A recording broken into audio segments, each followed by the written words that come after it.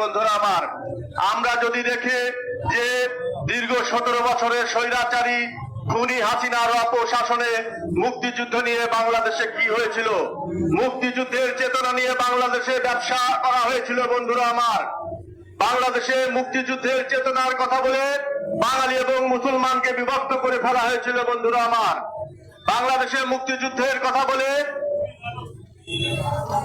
মুক্তিযুদ্ধ এবং ইসলামকে বিভক্ত করে ফেলা হয়েছিল। বন্ধুরা আমার, আজকে বাংলাদেশের মানুষের গণ অভ্যুত্থানের মধ্য দিয়ে পৃথিবীর সবচেয়ে ঘৃণ্য নিকৃষ্ট স্বৈরাচারী সরকার শেখ হাসিনার পতন হলেও, বিশ্বের সবচেয়ে ঘৃণ্য রাষ্ট্রনায়ক খুনি শেখ হাসিনা পালিয়ে গেলেও আজকে শেখ হাসিনার দোসরেরা আমাদের দেশে রয়ে গেছে। গতকালকের সেই ঘটনাটি যেন সেই কথাই আমাদেরকে পুনর্বার মনে করিয়ে দেয় এবং পুনর্বার সজাগ করিয়ে দেয়।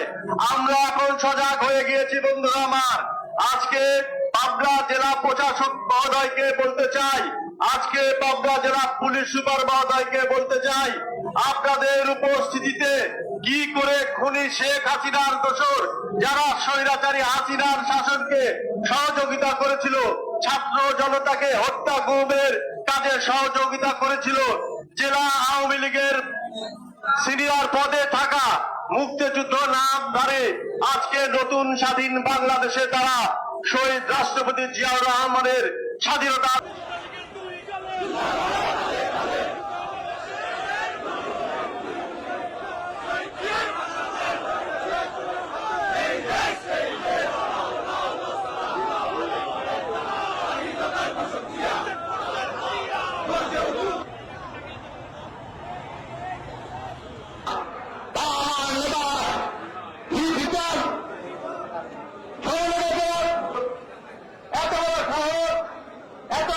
সিনিয়র নেতা, গত কমিটির সিনিয়র যুগ্ম আহ্বায়ক